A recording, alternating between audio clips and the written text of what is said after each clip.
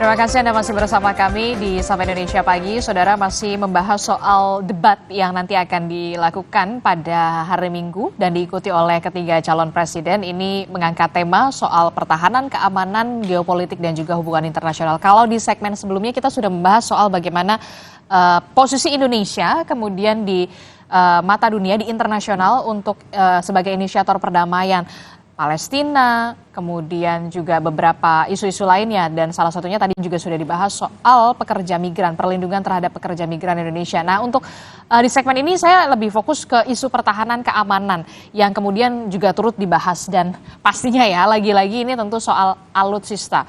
Bahkan kalau kita melihat begitu calon presiden nomor urut 3, ini Pak Ganjar sempat menyoal soal modernisasi alutsista. Tapi belinya pakai pesawat bekas nih katanya. Ini maksudnya gimana sih, Bu Tuti? Ya maksudnya kalau kita mau modernisasi dalam bidang senjataan ya kita harus swadaya dalam bidang persenjataan, Mbak. Saya juga pernah membaca bahwa Indonesia pernah mendapat sumbangan F-16 dari Amerika waktu Presiden Obama di Bali. Tetapi untuk maintain-nya itu lebih mahal daripada pembelian itu, Mbak. Artinya kalau kita Pak Habibie membuat PTTN tentang pesawat juga bisa dikembangkan lagi. Misalnya kita membuat pesawat tempur, kan sudah pinter Indonesia. Jadi harus ada Habibie baru untuk membuat alutsista yang lebih canggih gitu, Mbak. Jadi kalau lebih bagus, Indonesia itu kan sumber dayanya luar biasa, Mbak. Tanah kita itu menurut para pujangga itu bagaikan sepungkah tanah surga yang dilempar ke bumi. Artinya sangat luar biasa, sumber daya kita bagus, orang-orang kita juga bagus, ada sarjana nuklir. Kita juga bisa membuat kemandirian alutsista sendiri, Mbak, tidak membeli barang-barang bekas gitu. Oke, jadi lebih kemandirian di dalam negerinya sendiri. Mungkin kalau misalkan kalau saya beranggapan kenapa beli bekas karena lebih murah begitu? Tapi beli bekas itu namanya barang bekas, Mbak. Barang bekas tetap tidak bagus, lebih bagus adalah barang baru, Mbak. Oke, Mas Bobi, tanggapan Anda soal ini? Ya, jadi kita ini kan punya Undang-Undang Industri Pertahanan 2012. Di situ disebutkan bagaimana tata cara pembelian. Kalau dalam persenjataan itu kan ada dua hal. Ada prajurit yang dipersenjatai atau senjata yang diawaki. Nah, khusus untuk senjata yang diawaki ini baru bekasnya itu tidak masuk di dalam definisi. Di definisi itu adalah life cycle-nya, berapa lama bisa dipakai. Dan yang sering dipolemikan itu adalah karena ada definisi transfer of technology yang selalu diinterpretasikan transfer of technology itu, oh itu harus barang baru. Nah ini yang berbeda pemahamannya dan harus disampaikan kepada publik. Jadi selama life cycle-nya itu memang masih masuk digunakan, itu bisa. Termasuk kenapa F-16 itu ada waktu tersebut. Ada lagi misalkan Leopard. Dan semuanya itu tidak ada pelanggaran undang-undang karena yang harus dipahami adalah penggunaan senjata yang diawaki itu adalah life cycle-nya. Memang paling ideal adalah kalau semuanya baru, tetapi kita ada keterbatasan. Apa keterbatasannya? Adalah kemampuan readiness atau tingkat siapan. Kita sudah kehilangan 12 atau satu skuadron pesawat F-5E Tiger. Sedangkan untuk membeli baru, udah di-sourcing ke seluruh dunia dengan politiknya, dengan ada catsanya, itu paling cepat adalah 2026. Sedangkan dinamika kita, dinamika regional, termasuk juga adalah penguatan dari AUKUS, termasuk juga adanya dinamika di Laut Cina Selatan, kita sudah hampir 10 tahun kita kehilangan formasi pesawat, sehingga yang dimungkinkan adalah pesawat dengan life cycle yang masih cukup untuk melakukan tingkat kesiapan pengamanan di udara. Oke, jadi tapi itu bukankah dulu. perawatannya jauh lebih besar juga kalau misalkan belinya yang bekas, Mas Bobi? Itu kata siapa? Jadi maksudnya kita serahkanlah pada ahlinya. Yang ahlinya itu ya tentu militer itu sendiri. Jadi kita harus memastikan bahwa life cycle tersebut, pembelian tersebut itu sudah mendapatkan pengawasan dari pembelian dari instrumen negara, baik itu dari internal, baik itu dari BPK, BPKP, lantas ada dari bea cukai, ada dari pajak, dan juga kalau dalam khusus untuk pembelian alutsista itu ada KKIP, yang KKIP itu elemennya adalah juga masyarakat di situ. Jadi kita harus memastikan pembeliannya transparan, tidak ada pelanggaran undang-undang, dan juga life cycle-nya itu bisa dipertanggungjawabkan. Oke, kalau kita lihat ya dalam visi misi Prabowo Gibran bisa ditampilkan ini anggaran pertahanan ini memang harus besar. Tahun ini saja bisa mencapai 140 triliun rupiah, Mas Bobi. Memang apa saja yang Betul. kemudian masih kurang? Kalau Jadi dirasa? begini, kalau kita lihat di regional adalah yang rasio yang paling aman itu adalah 1% dari PDB. Dan kenapa kita sangat yakin kita bisa mampu memenuhi sampai 1% PDB di masa-masa depan. Dengan nah kita balik geser ke sampingnya, dengan adanya penguatan dan pengedepankan hilirisasi yang dari satu sektor saja, ada pertumbuhan kenaikan pendapatan negara itu sampai 10 kali lipat. Itu baru dari satu sektor, misalkan dari nikel. Dan dengan kalau misalkan ini diikuti oleh sektor-sektor lainnya, pertumbuhan di atas 7% itu adalah suatu hal yang niscaya. Nah, oleh karenanya dengan adanya pertumbuhan ekonomi tersebut, ini sangat mungkin kita mampu meraih 1% dari PDB. Kenapa 1% dari PDB? Karena kita memiliki rasio prajurit yang masih kurang dalam melindungi masyarakat berdasarkan rasio WNI kita, masyarakat kita. Lantas dari rasio luas wilayah dengan adanya cuma 400.000 anggota TNI untuk wilayah kita yang sangat besar, satu prajurit itu harus melindungi 700 km, itu kan tidak mungkin. Nah, untuk memastikan hal tersebut bisa terlindungi dengan baik, kita adalah meningkatkan mobility. Mobility itu dengan apa? Dengan ada kemampuan taktis mobilitas seperti pesawat. Dan ini sudah tidak bisa ditawar lagi. Memang idealnya kita pesawat baru. Pesawat baru itu tadi kita ada waktu jedanya. Sama kalau kita bilang obat yang paling baik untuk orang lapar itu adalah dengan makan. Tapi makan bagaimana caranya? Dalam waktu yang sangat singkat harus dipastikan itu ada. Nah, inilah yang terbaik sehingga dalam pengembangan organisasi militer kita sudah memperkuat dengan Kogab Wilhan 1-3 ini memastikan mobilitas untuk melindungi dengan segala kekurangan yang ada pada saat ini. Oke, Mas Bobi, Bu Tuti, kita sudah bergabung bersama dengan kita, sudah ada juru bicara Timnas Anies Muhaimin, Timnas Amin, sudah ada Pak Sukamta. Selamat pagi, Assalamualaikum Pak Sukamta. Melalui sambungan Zoom. Oke, nampaknya masih perlu diperbaiki kembali saluran komunikasinya bersama dengan juru bicara Timnas Amin, yakni ada Pak Sukamta. Kita lanjutkan kembali. Bu Tuti, Anda melihatnya apakah anggaran 140 triliun rupiah ini apakah sudah cocok atau sudah sesuai? Ya, bisa juga. Saya melihat, saya pernah membaca, Mbak, anggaran pertahanan yang di Amerika itu 350 miliar US dollar per tahun untuk pertahanan. Sementara di Eropa, Uni Eropa itu 170 miliar US dollar per tahun. Jadi kalau terjadi perang dunia itu yang menang adalah Amerika, karena Amerika itu menomorsatukan anggaran negara dalam bidang alutsistanya. Kalau kembali ke Indonesia, anggaran militer itu juga harus besar karena untuk pertahanan keamanan negara. Tentu dengan alutsista yang bagus. Saya juga menyayangkan ya bahwa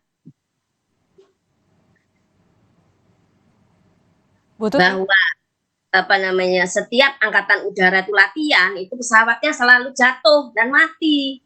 Bukannya matinya itu karena melawan musuh, tapi matinya adalah di dalam negeri yang karena latihan. Ini juga menjadi introspeksi bagi pertahanan kita, khususnya angkatan udara. Jadi untuk dalam hal ini alutsista dalam negeri juga harus diperbarui dengan berbagai macam instrumen tentunya. Pertama dari sumber daya manusianya, yang kedua dari alutsistanya, yang ketiga adalah teknologinya, yang keempat adalah dari persenjataannya. Ini menjadi hal yang penting karena di masa depan pertahanan keamanan itu juga berbanding lurus dengan pertumbuhan ekonomi. Tidak akan pernah terjadi pertumbuhan ekonomi jika negara itu tidak aman. Jadi dalam hal ini tim dari kami itu mentransformasi alat alutsista yang bagus. Tentu tadi bahwa alutsista itu harus diperbarui karena udah zaman dari dulu kala, zaman pemberian terus kita harus mandiri dalam alutsista. Begitu Mbak. Oke, nah ini juga menjadi perhatian adalah tidak hanya soal alutsista ya, Mas Bobi, kemudian Bu Tuti, nanti kita akan sapa lagi, kemudian Pak Sukamta, juru bicara Timnas Anies Muhaimin. Nah, Pak Kamta, selamat pagi, Assalamualaikum Pak Kamta, Sukamta. Pak Sukamta? Pak Sukamta masih di mute untuk audionya. Pak Sukamta, Assalamualaikum. Pak Sukamta. Oke, kita masih perbaiki ya komunikasi kita dengan juru bicara Timnas Amin, begitu dengan Pak Sukamta. Sayang sekali, tapi kita akan terus mencoba. Assalamualaikum Pak Sukamta. Waalaikumsalam. Oke, baik. Jelas terdengar ya dari studio ya Pak Sukamta ya. Iya, udah terdengar. Oke, kita masih membahas nih Pak Sukamta dengan ada Bu Tuti dan juga Mas Bobi juga di sini. Bagaimana soal debat calon presiden soal geopolitik, pertahanan, keamanan, dan juga hubungan internasional. Ini yang sekarang fokusnya adalah soal alutsista. Nah, untuk Timnas Amin sendiri yang mengusung perubahan seperti apa yang akan dilakukan oleh Anies Muhaimin soal alutsista ini? Jadi kalau soal pertahanan ini, jadi ada 3 kuncinya ya, bahwa pertama Pak Anies itu menyampaikan kira-kira pertahanan kita itu yang pertama kita jadikan ASEAN, karena Indo-Pasifik ini akan menjadi wilayah yang panas kira-kira banyak, karena ini menjadi pusat pertumbuhan dan banyak aktor, sedang ada konflik di Cina Taiwan dan seterusnya, di Laut Cina Selatan sedang konflik. Nah, kita ingin menjadikan ASEAN ini sebagai beranda bersama-sama bagi Indo-Pasifik, sehingga semua yang aktor yang bermain di Indo-Pasifik itu harus bermitra dengan ASEAN, itu satu. Dan kita berharap ASEAN ini menjadi kawasan yang damai, dan Indonesia sebagai the big brother itu akan terus menjadikan ASEAN ini sebagai sebuah keluarga besar ASEAN, menjadi kawasan yang ramah, yang damai, dan juga menjadi pusat pertumbuhan ekonomi. Sehingga kita berharap ancaman dari ASEAN itu sudah tidak ada, sehingga karena ASEAN kita harapkan menjadi kawasan yang lebih damai, Indo-Pasifik menjadi lebih cool, lebih damai, kebutuhan alutsista yang kita proyeksikan ke depan ini bisa kita tata dengan lebih tidak tergesa-gesa. Nah, hari ini kita akan masih punya MEF yang akan berakhir di tahun 2024. Ya, nah Pak Anies itu membuat konsep berikutnya, kita tidak lagi MEF, tetapi kita pakai NEF, New Emerging Force ya. Jadi New Essential Force, bukan Minimum Essential Force. Intinya adalah alutsista yang berbasis kepada fungsi dan adaptasi teknologi. Sekarang ini banyak alutsista yang mungkin tidak harus posturnya besar-besar, tetapi efektif, efisien, canggih, pengadaannya tidak terlalu rumit. Itu mungkin akan menjadi prioritas dan adaptability-nya tinggi. Nah, termasuk adaptability itu adalah tentu anggota TNI itu sendiri. Nah, yang ketiga adalah bagaimana pertahanan ini dalam konteks mempertahankan kedaulatan wilayah NKRI dan sumber daya alam dan kelestarian lingkungan itu juga dimulai dari diplomasi kita. Jadi pertahanan yang paling luar itu adalah para diplomat di medan diplomasi, bukan di medan perang. Medan perang itu terakhir, itu penting, tetapi kita berharap dalam 5 tahun ke depan ini diplomasi kita lebih di depan, lebih unggul. Itu kira-kira yang akan disampaikan oleh Pak Anies dalam Oke, debat yang jadi kalau untuk Timnas Amin bisa dikatakan untuk pembelian alutsista, modernisasi alutsista ini bukan menjadi prioritas utama, begitu? konsepnya bukan lagi MEF tetapi NEF, New Essential Force. Ya. Dengan Jadi anggaran kalau tahun ini saja anggarannya ada 140 triliun rupiah. Nah kalau kemudian Anies Muhaimin terpilih nanti di 2024, apakah akan sebegitu besar anggarannya? Atau lebih setengahnya, kurang dari setengahnya? Jadi 140 triliun itu adalah anggaran tahun ini untuk Kemhan TNI, Mbak. Saya kira Mas Bobi itu tahu persis, ya. Beliau masih di Banggar. Itu anggaran Kemhan TNI untuk seluruh kegiatan TNI. Padahal memang idealnya 1% dari PDB itu kira-kira ada 230 triliun, ya. Tetapi memang ke depan kalau Pak Anies jadi presiden dipilih oleh rakyat, insya Allah akan dilakukan penataan APBN dengan lebih baik lagi. Nah, bahwa nanti kebutuhan untuk Kemhan TNI dan belanja alutsista itu akan ditata sesuai kebutuhan. Persoalan utama belanja TNI itu hari ini bukan soal besarannya saja, tetapi seringkali adalah sistem dan metodologi pengadaannya. Seringkali barang yang dibeli tidak diperlukan, barang yang diperlukan tidak dibeli. Jadi kayak tank Leopard itu belanjanya sangat mahal, tidak efisien, dan tidak bisa digunakan. Sekarang menjadi barang rongsokan, barang mangkrak. Nah, kita tidak ingin hal-hal yang seperti itu terulang kembali, bukan belanja hanya untuk belanja. Nah, itu sudah selesai masalah yang seperti itu. Tanggapan apa tanggapan Anda Mas Bobi soal ini?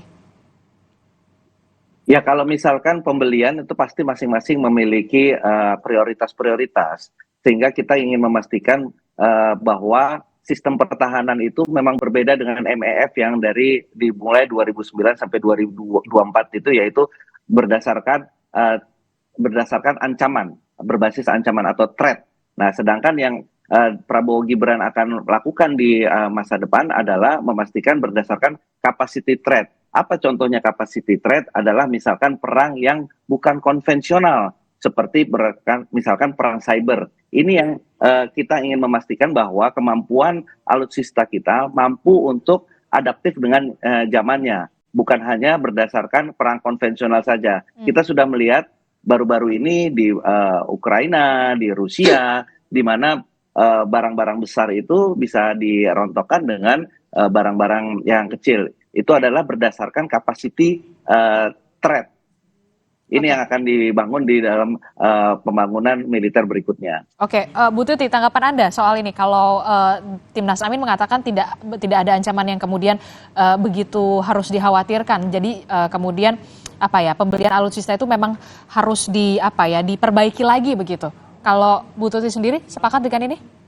Enggak, saya tidak sepakat, Mbak, bahwa ancaman di masa depan itu adalah sangat luas, karena Indonesia ini sudah, contohnya di Papua, itu banyak gerakan-gerakan Greenpeace yang akan memisahkan Indonesia dari Papua, karena itu ancaman kedaulatan NKRI, itu sudah menjadi rahasia umum gitu.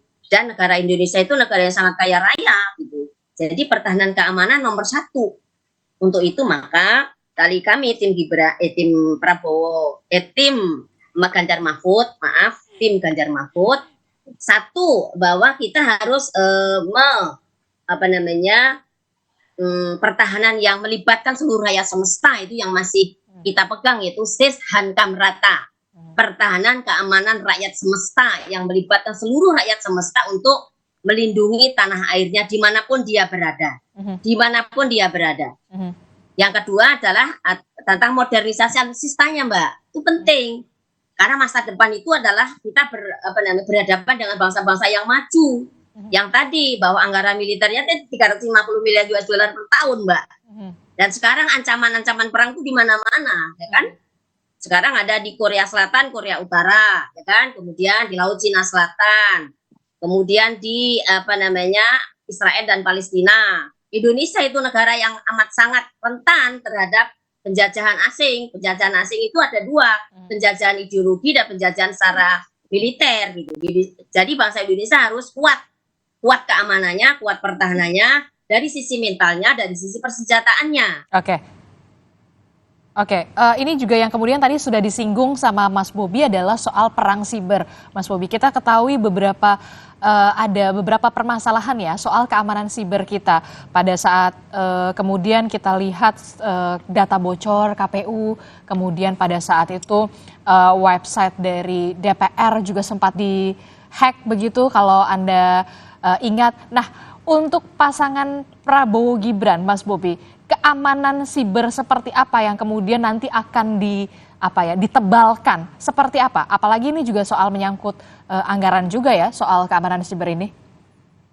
Ya, paling utama adalah memastikan bahwa undang-undang keamanan cyber itu akan ada di dalam masa pemerintahan Bapak Prabowo dan Gibran. Kenapa? Karena adanya undang-undang keamanan cyber ini memastikan instrumen negara yang mana yang bertanggung jawab atas adanya peretasan atau keamanan cyber di lembaga negara. Ini yang sampai saat ini, karena saat ini adalah kelembagaan tersebut bentuknya masih di level perpres saja. Ini yang akan ditingkatkan menjadi level undang-undang. Karena sifatnya koordinatif, ini adalah memastikan bahwa lembaga yang ditugaskan untuk melindungi keamanan cyber itu akan menjadi koordinator keamanan cyber di lintas sektor. Dan khususnya adalah di lembaga dan instansi negara. Ini yang memastikan secara kelembagaan negara ini instrumen ini berfungsi dengan baik. Kalau soal teknisnya, apakah itu peralatannya sampai level berapa, itu kan adalah di tingkatan pelaksanaan. Secara teknis ya, Bu Tuti, seperti apa kalau untuk penebalan untuk keamanan siber? Karena kan kita tahu kemarin sempat ada permasalahan data bocor di KPU, kemudian juga ada di-hack juga website DPR kalau tidak salah begitu. Nah, kalau dari pasangan Ganjar Mahfud sendiri seperti apa untuk keamanan siber ini? Kenapa kemudian menjadi fokus juga dari Ganjar Mahfud? Ya saya setuju juga bahwa kita harus ada undang-undang keamanan cyber itu menjadi prioritas utama. Kenapa? KPU harus netral, karena kan dia panitia. Panitia itu harus netral kepada seluruh kontestasi. Panitia harus netral sehingga hasil dari kontestasi itu adalah kredibel, legitimate gitu. Artinya selama ini kan sudah terbukti bahwa mereka itu ada ya, saya tidak pasangan C ya, tapi tidak netral gitu dengan beberapa berita-berita itu gitu. Artinya apa? Kalau seluruh panitianya netral mulai dari desa sampai tingkat nasional, maka kita akan mendapatkan kepemimpinan legitimate itu yang diakui rakyat, dan memang kita nggak ada konflik-konflik lain, nggak ada konflik politik. Misalnya harus mengadukan ke MK. Karena apa? Karena panitianya netral. Panitianya tidak memihak kepada pasangan calon 1, calon 2, dan calon 3. Siapapun boleh beradu gagasan gitu. Siapapun harus mempunyai kepemimpinan yang kompetensi sehingga tidak terjadi desintegrasi. Jadi menurut kami dari tim Ganjar Mahfud, Indonesia untuk menuju emas adalah pemimpin yang bagus, yang lembut, yang menegakkan hukum, yaitu Ganjar Mahfud adalah jawaban solusi pemilu 2024. Terima kasih. Oke, Pak Sukamta. Untuk soal keamanan siber ini seperti apa kalau Anda melihatnya dari Timnas Amin yang perlu dirubah atau karena Anda juga kemudian Timnas Amin ini mengusung soal perubahan. Keamanan siber seperti apa yang nantinya akan dirubah? Oke, sebelum ke situ saya ingin luruskan sedikit Mbak Adisti. Jadi Amin ini bukan berarti tidak mau belanja alutsista. Yang saya ingin katakan adalah dengan model pendekatan baru, pendekatan geopolitik dan juga pertahanan yang baru ini, itu tidak perlu mendesak sekali belanja alutsista sampai beli barang bekas. Jadi itu yang ingin saya katakan.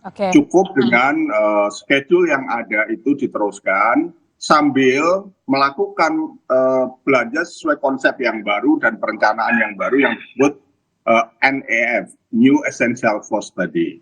Tentang cyber, memang ini akan menjadi persoalan yang sangat serius. Sejak awal kita punya pandangan cyber ini harus menjadi sebuah kekuatan baru dan perlu menjadi perhatian. Betul, kami setuju dengan yang disampaikan Mas Bobi. Kita memang perlu ada undang-undang cyber yang selama ini kita ini punya lembaga yang mengurusi cyber tersebar di mana-mana, tetapi pengaturannya tidak komprehensif.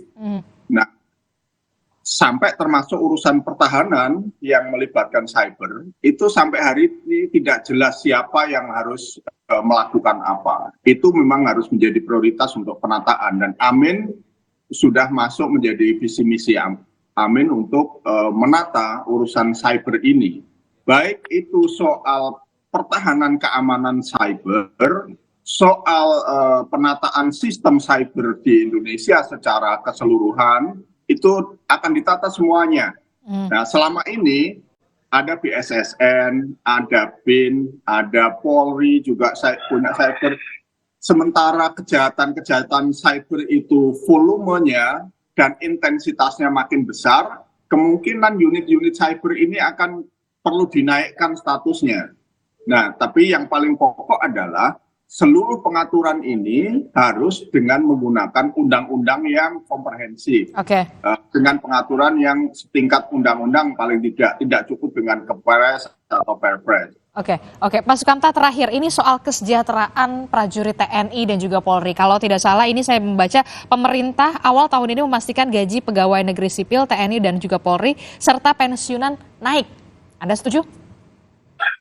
Oh ya, itu bagian dari komitmen. Jadi memang salah satu komitmen kita adalah kenaikan gaji TNI Polri dan ASN.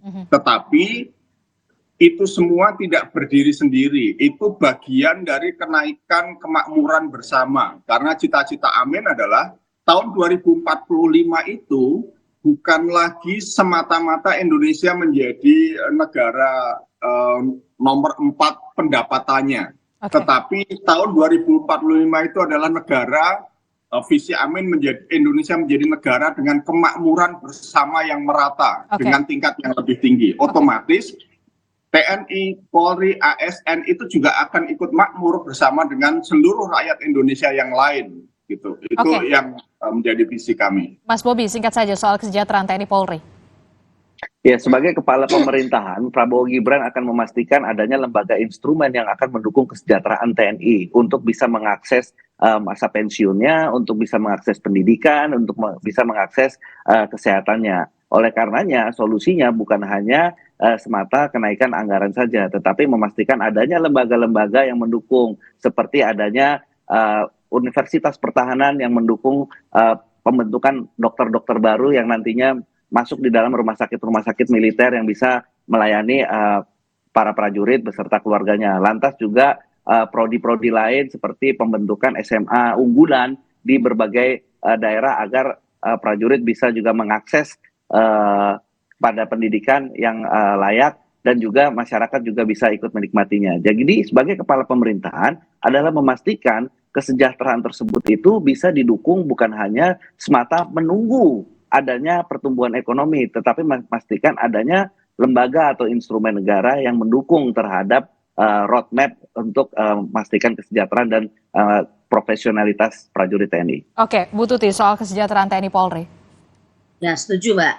Setuju, TNI Polri harus sejahtera. Jadi dari Ganjar Mahfud itu, dia punya program satu keluarga, satu sarjana dari TNI atau Polri. Kemudian nanti saya bacakan ini Mbak, untuk visi dari pertahanan Ganjar Mahfud, kedaulatan NKRI dengan sistem 5.0, modernisasi pertahanan sakti, prajurit sejahtera, industri pertahanan keamanan kelas dunia, benteng pertahanan Nusantara, dan perisai cyber Nusantara. Oke, jadi tiga paslon ini sepakat untuk kemudian memberikan kesejahteraan yang lebih terhadap TNI Polri karena memang ini merupakan garda terdepan untuk pengamanan di daerah perbatasan pastinya dan juga untuk mengamankan seluruh wilayah Indonesia. Terima kasih Bu Tuti sudah bergabung, kemudian ada Mas Bobi juga sudah menyampaikan visi dan juga misinya dan juga ada dari juru bicara Timnas Amin, Pak Sukamta juga telah bergabung. Terima kasih Bapak-bapak dan juga Bu Tuti telah bersama kami. Kita akan tunggu bagaimana penampilan debat calon presiden di 7 Januari 2024 ini di hari Minggu dengan mengusung tema kemudian pertahanan, keamanan, geopolitik, dan juga hubungan internasional. Tentu kita akan betul-betul melihat bagaimana ketiga calon presiden ini bisa mendeliver gagasan yang mengena di hati rakyat. Terima kasih Bu Tuti, Mas Bobi, dan juga Pak Sukamta. Assalamualaikum. Selamat pagi. Pak Hamba, Bu Tuti, Mbak Adisti.